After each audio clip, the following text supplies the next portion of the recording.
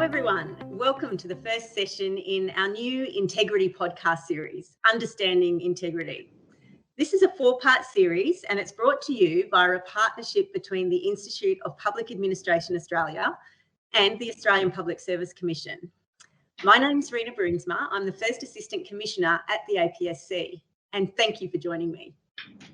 I'd like to begin today's podcast by acknowledging the traditional custodians of the land on which we are broadcasting from, the Ngunnawal people, and to pay my respects to their elders past, present and emerging, and acknowledge the ongoing contribution that they make to the life of this beautiful country and region. Today's topic is understanding integrity, and joining me is Peter Woolcott, the Australian Public Service Commissioner. As Commissioner, Peter has a specific role to play in leading integrity for the APS, and I know it's a topic that's of great importance to him. I'd also like to welcome Andrew Colvin. Andrew is a partner at Deloitte Australia, also formerly the National Bushfire Recovery Coordinator and Commissioner of the Australian Federal Police. It's great to have you with us, Andrew. And last but by no means least, Jaala Hinchcliffe, Integrity Commissioner and Head of the Australian Commission for Law Enforcement Integrity. Welcome, Jaala. Thank you. And Andrew and Jaala are also members of our APS Academy faculty for the craft of integrity. We're going to start by hearing from the Australian Public Service Commissioner, and Peter's going to highlight for us why integrity is important in the Australian Public Service, what having a pro-integrity culture actually means, and how he leads integrity in the APS. We're then going to open it up with a conversation with our panellists about the importance of integrity in the work of the APS and the craft of integrity. So welcome, Peter, Andrew and Jaala. I'm really looking forward to hearing about your thoughts and experiences. I might let Peter start off with to start first, and wondering, Peter, could you explain for us what a pro-integrity culture looks like? Why is it important? Okay, look, thank you, Rina, and great to be here with Jaala and Andrew. So I think we actually need to start with emphasising that the Australian Public Service really has a privileged role in supporting the work of government and in delivering outcomes for all Australians. So ensuring a high level of trust, particularly with the Australian community, is utterly critical in ensuring we continue to deliver quality outcomes.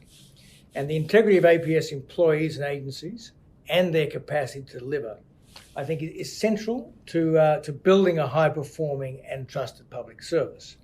So integrity in the APS is the pursuit of sort of high standards of professionalism, both in what we do, but I think it's critically important to also emphasise it's about how we do it as well.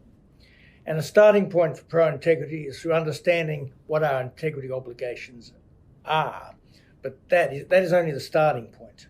Our own individual integrity sort of guides our professionalism. However, a pro-integrity culture provides assurances that all APS employees, and I mean all, that's irrespective of level, and their agencies are accountable for their decisions and act consistently in the public interest. So that is sort of the embedding of integrity into an agency's culture, where it becomes a sort of core consideration of all that it does. And in a practical sense, this includes everything from the sort of conduct of individual employees to how an agency approaches how it works. So what are the building blocks for a pro-integrity culture? I think they can be framed in sort of three silos. First, there's awareness of the obligations for working professionally. Second, there's the capability of APS employees to identify and work through ethical challenges, and ensuring they can have or can develop the skills to address these integrity concerns. And that's, remember, integrity is a learnable skill. And I think it's very important to understand the higher you go up the leadership ladder, the more complex it can become. And this is where the role of the academy becomes so important. And it's so good to have people like Jaala and Andrew as part of the faculty of the academy to help us work through these sort of issues. And then thirdly, there's accountability. That is being accountable for decisions and actions at every level and have the systems for addressing concerns about employees' integrity or conduct appropriately and consistently. So I think a pro-integrity culture is really critically important in terms of strengthening integrity culture, which delivers many benefits to APS agencies and citizens. And if you think about them, what are the benefits of a pro-integrity culture? it's better decision making. It's enhancing public trust in the APS, which is of critical importance. And it's also protecting against misconduct. So a culture of integrity requires a strong ethical, values-driven mindset at every level, but it's also exemplified by leaders as well as systems and frameworks that enable and encourage individuals to do the right thing. Thanks, Peter. I really like that you highlighted that it's something that is important for all of us. It's not somebody else's job to maintain integrity, but it's a role that we all have to play. I think that's really important for our listeners to hear. Andrew, you've worked in some roles that demand utmost integrity. What does pro-integrity mean for you? Yeah, thanks, Rina. And firstly, thanks to IPA and the APSC for the invitation to come along and share some of my thoughts. And it is fantastic to be a part of the faculty with the Academy. Yeah, what does it mean to me? I mean, I really pick up on something Peter just said before, which I think is so important. It's the how is always actually as important as the what. And, you know, for having come through a career in policing and then the bushfire recovery agency, and now stepping out into the private sector, the thread that runs through everything that we do is integrity. And it might look different in different circumstances, and the context of how that integrity plays out might be different, but integrity is at every step of the way. And I think occasionally we can lose focus on the how because we're so focused on the what at the end of the day. And so I really want to back in what Peter has said there about that. Transparency, consistency, behaviour at all levels, all of this is about integrity. And it's not just about institutional integrity. I mean, my strong focus in this area is it's around personal integrity. If you get your personal integrity right, you get your personal behaviours right, then the institutional integrity will flow and will follow from that. So, focus on what you do and what you can control. And I think that will bring about strong culture and help your organisation. Thanks, Andrew. I guess many of us are attracted to work in the public service because we do want to actually serve the public. So integrity is something that, it's part of why we do what we do. Jaala, I'm really interested in your role as Integrity Commissioner. For you, why is integrity important? Thanks, Rina, and again, thank you for this opportunity to speak to people and this great initiative. What an exciting month September is as Integrity Month for the Australian Public Service. Integrity, I think, is so important to all of the work that we do as public servants. It actually is the core of who we are. If we go back to our APS value of ethical, it talks about the fact that APS demonstrates leadership, is trustworthy and acts with integrity in all that it does. So it's vital to who we are as public servants. We act with integrity in everything that we do. And one of the issues that I've been thinking about recently has been the issue about what do we do as public servants when we see that we've made a mistake. This is what I think is one of the common integrity issues that we come across. In my role, I see a whole lot of integrity issues that are really very, very serious issues that go to corruption, and often we can think that's really what we mean when we're talking about integrity. But actually, integrity is an issue for all of us. And if we only think about integrity in terms of some sort of criminality or in terms of corruption, then we're really missing the point. Integrity is how we act in our day-to-day work. And I think the biggest issue that we face as public servants is, what do I do when I realise I've done something wrong? What do I do when I realise I've made a mistake? And a pro-integrity culture is a culture that allows someone to be able to speak up and say, actually, I've made a mistake and here's how I'm going to fix it. Thanks, Jaala. And I guess that goes to the trust that Peter was talking about, that we need to project externally. We also need to trust one another internally. And so being able to come to your supervisor and say, I've made a mistake, builds that trust. So Peter, coming back to you, I was really interested in your role in leading integrity for the APS. So what exactly does that mean? What does that look like for you? Yeah, no, thanks, Rina. I mean, as the Australian Public Service Commissioner, I'm responsible for promoting the APS values, the APS employment principles, and the code of conduct, and they're all set out in the Public Service Act of 1999. So I, along with other agency heads, have a role as stewards of our agency's culture and across the APS more broadly. And so in this regard, I actively promote and raise awareness on integrity culture. And I also have the responsibility of code of conduct inquiries into the unlikely event that an agency head himself or herself, has been accused of a breach of the code. But it's agency heads themselves who have the responsibility for managing these issues within their own particular agencies. So I have a sort of overall oversight on the culture across the APS, including through the State of the Service report.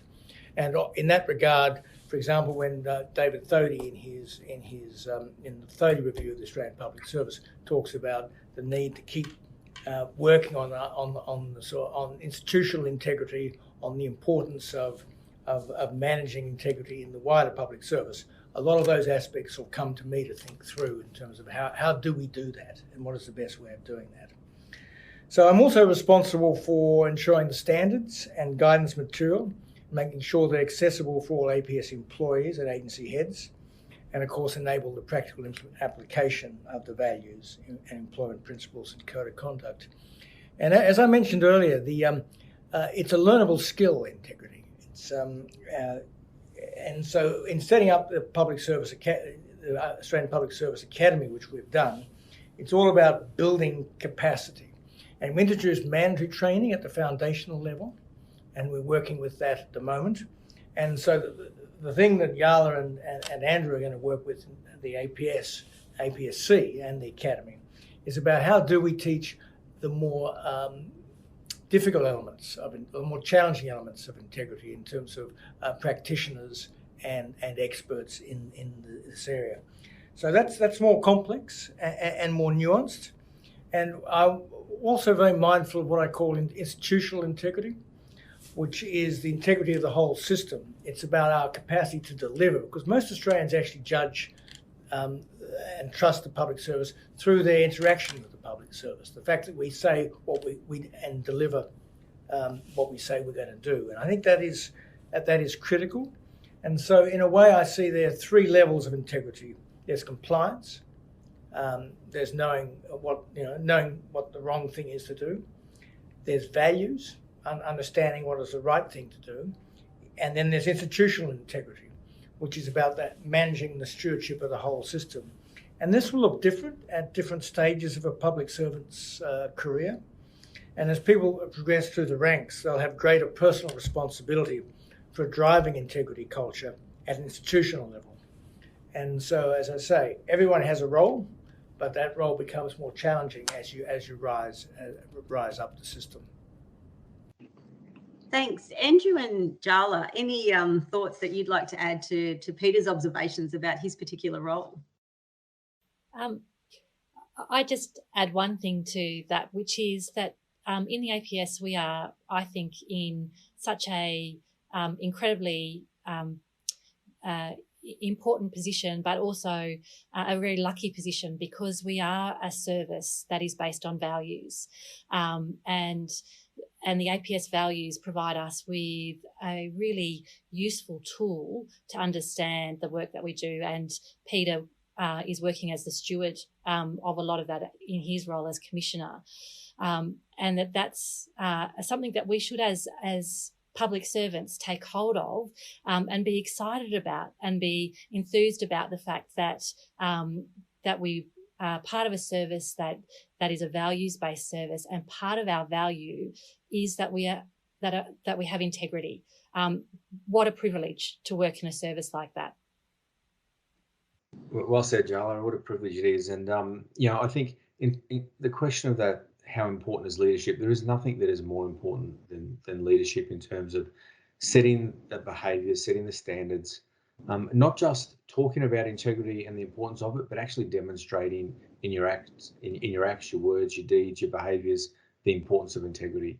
Now, someone like Peter as the APS Commissioner has a lot of formal leadership in this role, but everyone in the APS has leadership responsibilities as well in their own context, in their own team, in the people that they work with each and every day. So we all have that opportunity to show leadership in our own way, to make sure that we are inculcating that good integrity culture into every environment that we have around us. And as Peter has said, it will be different as you move through the APS career and you have different responsibilities, and you might have more senior responsibilities, but it falls into all aspects of our roles.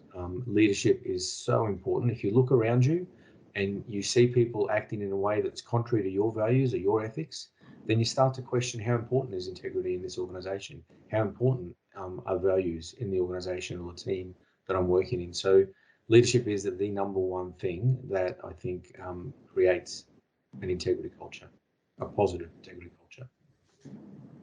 Thanks, Andrew. I think what you touched on, I'd like to explore a bit further with all of you, and that's the practicalities. So how can APS employees demonstrate integrity? What does it look like in practice? And Peter, perhaps you could reflect on, as you said, it comes from the Commissioner through the whole service, regardless of level. What are your views about what integrity actually looks like on the ground? Yeah, look. Thanks, Rina. Both Jaala and Andrew have talked about leadership and the critical importance of leadership, and I think that's absolutely right. But even as an individual, you can by showing personal integrity, you're showing leadership to your colleagues around you. And I think that's also something we've all three of us have dwelt on too. The importance of integrity at the individual level. And I think that's absolutely right. As an individual APS employee, we can all play a role in strengthening the sort of integrity culture of where we work. And I understand that sometimes you're going to face situations that involve competing priorities, organisational and time pressures, managing the expectations of stakeholders and other challenges. And this can pose challenges in working out the right actions to take. And I think the APS integrity framework really does support employees to identify and manage these risks and to make the right decision and to work with integrity. And this, of course, is all about helping maintain public trust in APS agencies and their employees. And if you look at what the APS integrity framework is, as I mentioned, it's the values, it's the employment principles, and it's a code of conduct. And they really do establish, I think, a very high standard of professionalism and obligations on APS employees that you need to comply with. So it's important that you understand this framework, but it's much more than just a set of rules. It sort of underpins the philosophy that shapes our culture and our operating ethos, and also reflects very much public expectations for the conduct of public servants. And it's about essentially good governance. So as public servants, we're sort of bound by the code of conduct, but the key integrity drivers are things really like which their transparency, it's honesty, it's good process, and it's evidence-based decision-making. So we'll come back to that sense of institutional integrity.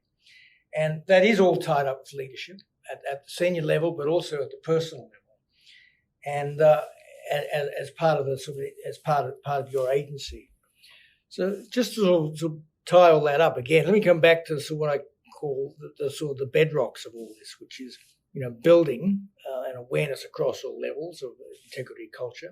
It's enhancing the capability, which I've talked about, and it's also about ensuring accountability. And so there again, the three bedrocks, but they do come back to some pretty fundamental individual characteristics, which need to be nurtured. And I've got to say that I think we do a good job in the public service around integrity. You do read about issues, but they're not systematic. I think there's a very strong standard of integrity in the public service and lots of checks and balances.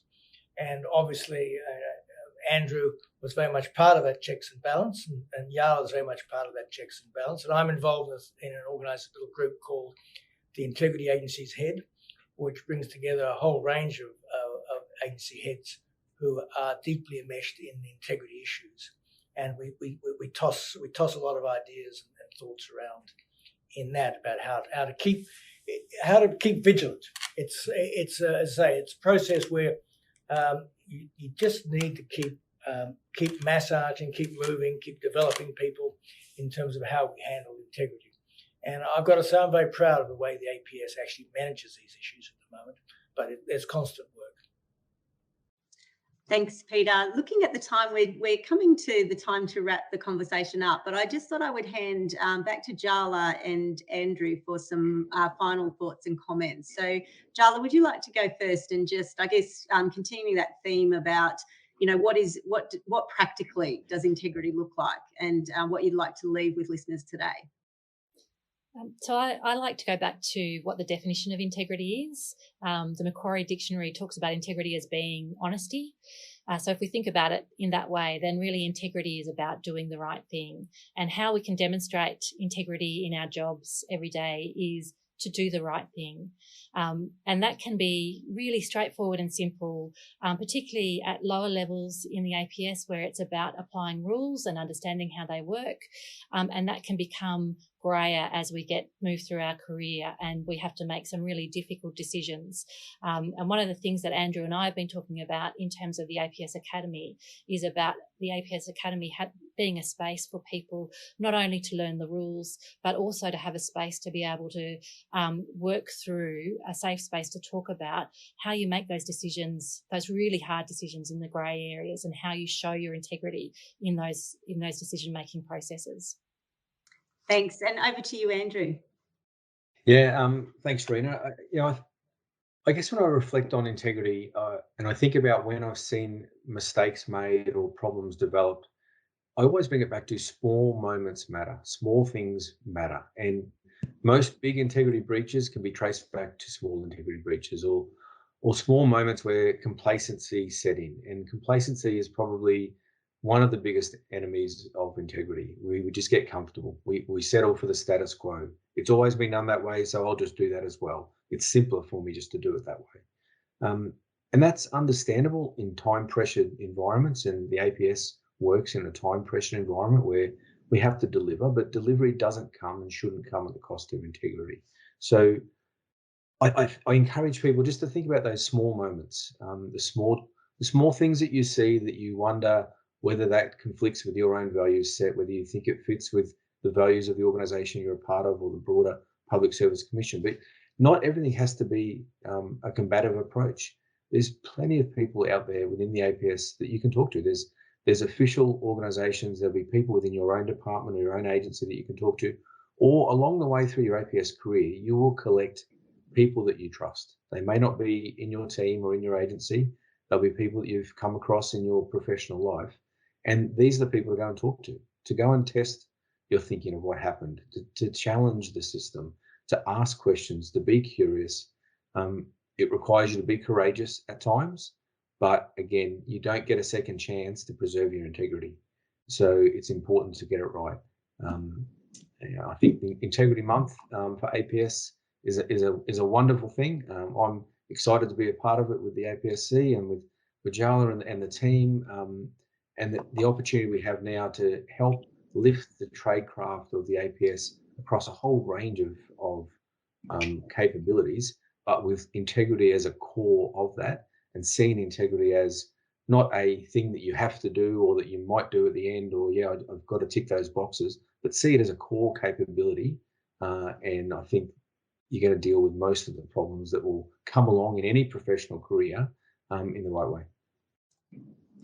Thanks. How lucky we are to have three really experienced senior leaders across the APS and even our private sector now, sharing thoughts on integrity. And I really wanted to thank all of you for your time today. I guess for me personally, if I could summarise some of the things that I've heard and that I'll take away with me, it's up to public servants and public service leaders to build awareness at all levels of what it means to work with integrity. And it's not one person's job, it's everyone's job. We've all got skin in the game. And I really appreciated, Peter, you were talking about that we can learn and grow in this space. And it's important that we embrace lifelong learning. We can hone our skills, we can become knowledgeable, and when those moments arise that you were speaking of, Andrew, we can draw on what we've learned to apply in those instances when we're working at pace. The other thing I think I've heard is that we need to ensure the accountability for decisions and actions at every level, and we need to make sure that there are systems in place to address concerns. So it's important to have an environment of trust where you can put up your hand and say, I need to talk to someone about this, or I have to raise some concerns about somebody's integrity or conduct in an appropriate and consistent way. So look, I've really benefited from having a chat with you today. Thank you so much for your time. I think the examples that you've provided are really relatable to all of us, and I know that listeners will take away what they've heard and will be able to think about this in their work going forward in the coming weeks. I would also like to thank you for everyone who's joined to listen. Thanks for taking time out. I hope you got a lot out of today's session. Thank you again to all our panellists, and goodbye for now. The Integrity Series is brought to you by the Institute of Public Administration Australia and the Australian Public Service Commission.